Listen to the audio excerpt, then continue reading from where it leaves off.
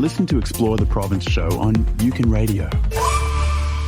Well, hello everybody, this is Dmitry from UCAN Radio, and this is the first ever show in English on UCAN Radio, and we are trying to explore the province right now with you guys who probably don't know about how it looks like outside Calgary. But it's a lot of nice places, and most of them actually have some Ukrainian heritage, some Ukrainian roots, and some Ukrainian history which we want to share about.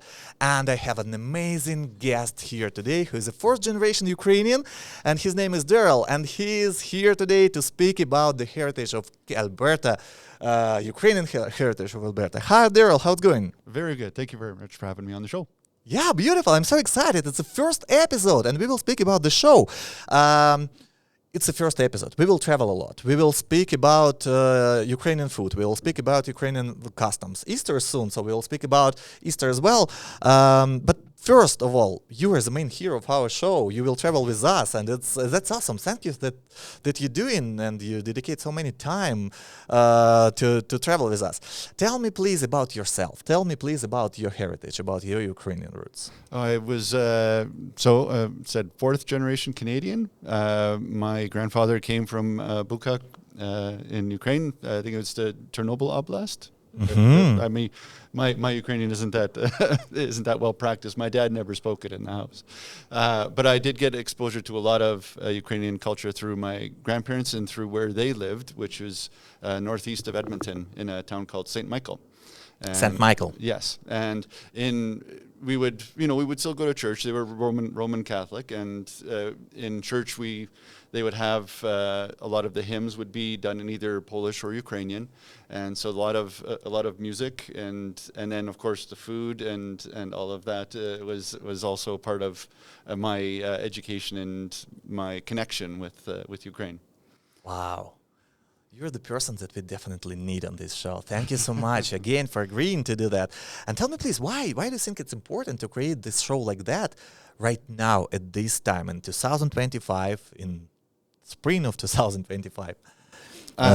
So it's the importance of this show. I feel would be a way for the newcomers to Canada to connect with the people that have been that came from Ukraine from a long time before, and still have and find a way to better establish roots here in our country, because because people have done it before from Ukraine, and there's that commonality that they can probably feel more comfortable with connecting with versus just going out and meeting people. Yeah, I couldn't agree more. Look, it's not only important. I just realized that it's not only important for those who just landed to Canada as a newcomer, because they need these tips, they need this advice from Ukrainians who lives here for generation. But it also probably means a lot for those who lives here for a long time. Oh yes, that's something about restoring connections. That's something about building bridges between the Canadian Ukrainians who lives here for generations and Ukrainians who just landed. Wow. I think that we will make something big together. I hope so. Tell me about your roots. Do you remember? It was your grand and grandparents who moved to Canada. Was it anything about Ukraine when you was a kid here in Canada? I didn't learn a whole bunch about my great-grandfather's roots until very recently.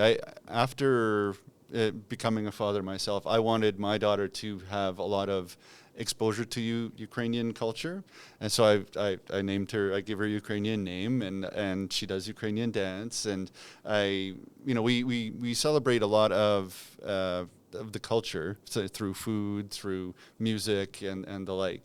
So to your point, and sorry to ignore the question you just came up with, but to your point, it's also you were saying it's also very important for people that came from Ukraine to connect with people that are coming now, because it's getting the real deal, like the refreshing experience of how Ukraine is now, because how it was in the 1800s is very different.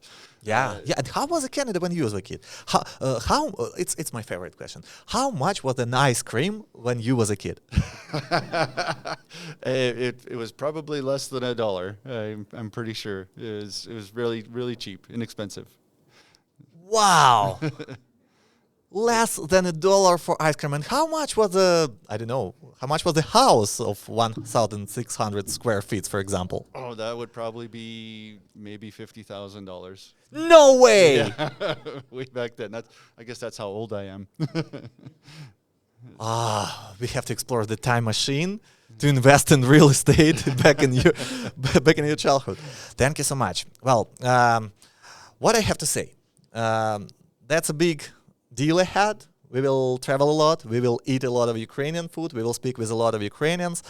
And I believe that our audience will enjoy this show. Daryl, can you inspire our audience to see the show and each of the episodes that we will create together? I guess the inspiration would be there's a very rich culture that is coming to our country here in Canada, and we're going to go and check it all out, and the culture that's already here, and go and see how go and explore great food, great music, and great people, and get well connected. Exploring the province from UCAN Radio and Daryl. Let's see each other let's call it Tuesday at 5 p.m. on UCAN Radio, on air and on YouTube. First episode will be about Ukrainian food, where we will